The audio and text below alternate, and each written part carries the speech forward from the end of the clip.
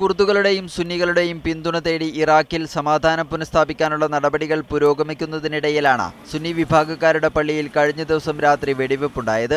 ആദ്യം ചാവേർ സ്ഫോടനവും പിന്നീട് ഒരു സംഘം ആയുധധാരികൾ വെടിവെക്കുകയുമായിരുന്നു. ബഗ്ദാദിൽ നിന്ന് 120 കിലോമീറ്റർ അകലെയാണ് അക്രമം നടന്ന പ്രദേശമായ ദിയാല.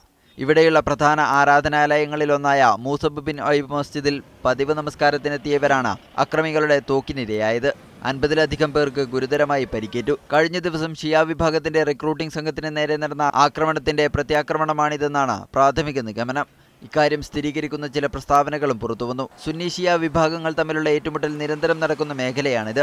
ഇറാഖിന്റെ പുതിയ പ്രധാനമന്ത്രിയായി ചുമതലയേറ്റ ശേഷം ഹൈദരലബാദി മേഖലയിൽ സമാധാനം തിരികെ കൊണ്ടുവരാൻ നിരന്തരം ശ്രമങ്ങൾ നടത്തിവരികയായിരുന്നു. ഇതിനുശേഷവും സുന്നികൾക്ക് നേരെ ഷിയാക്കൾ നടത്തുന്ന ആക്രമണത്തെ ആശങ്കയോടെയാണ് ഇറാഖ് നോക്കിക്കാണുന്നത്. News desk media 1.